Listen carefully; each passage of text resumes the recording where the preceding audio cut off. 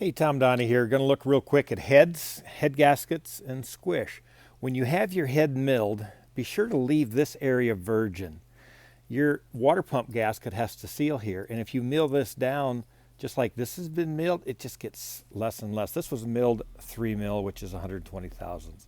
So tell your machine shop, and we do these right here in the house, love to do them for you, but tell your machine shop, hey, I'll give you a gasket for a template, lay it on there, and just keep this area virgin so you don't have a water pump leak. A little bit on pistons. We do have all the way up to 75 millimeter in stock, and the last 4 digits tell you what the size of the piston. 70.00 or 75.00, excuse me. Here would be a 70.00 millimeter. This would be a 74.5 millimeter. Head gaskets, we're having them made by Cometic. We've got bullnose, we've got 750 cc, and we've got, of course, long nose. And they come, you see this one says 43 thousandths. I'm now having them made also in 59 thousandths.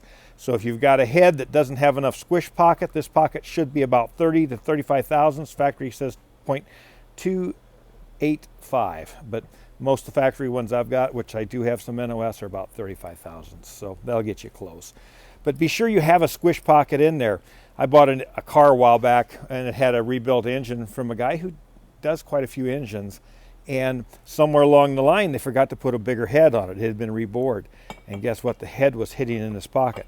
This one fits fine. We fit in there. Here's a 74.5. I can't use that piston with this head. It's going to hit. Well, we got a head gasket to think about too. So you also want to be sure your head gasket inside diameter is correct.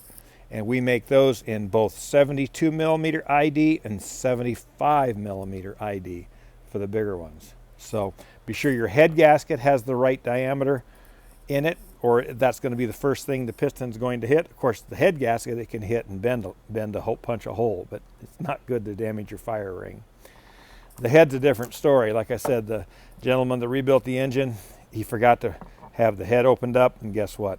Every 120 degrees, this sucker made contact, pounded like mad, and was not going to work. It also had some really bad piston rings in it, so we went ahead and bored that out. Like I said, it was a fresh rebuild, still wrapped in plastic. We had to send it out and be rebored and put good pistons and rings in it. So keep that in mind as you're doing your work. Heck, I've got an engine in here right now I'm rebuilding for a customer that's going to run at the Lorne Mile up in Maine.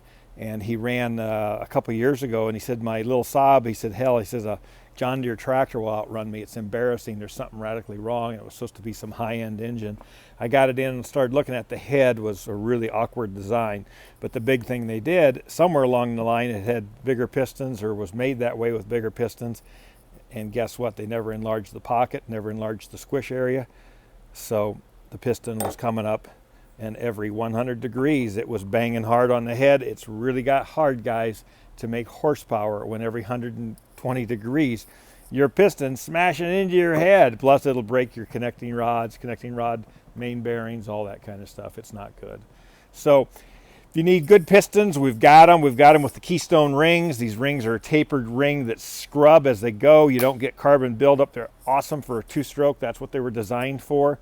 And of course, we've got the different head gaskets with different IDs in here and different thickness now, so we can do head work or block work, whatever you need done. So keep us in mind. Keep all this in mind when you have your engine rebuilt. These cars are a lot of fun to drive. They're very reliable if you set them up right and use quality parts. If you don't, why fight it? I see guys call me all the time that have used inferior parts or are trying to do stuff with the wrong equipment. It's just not worth it. These cars are so much fun if you set them up right. With our modern rods now, we've eliminated that failure on the big end bearing. Boy, I tell you what, it's a good time to be owning an old 2-stroke. So this is Tom Donnie from Fort Dodge and Sturgis saying safe sobbing, and let's make some smoke.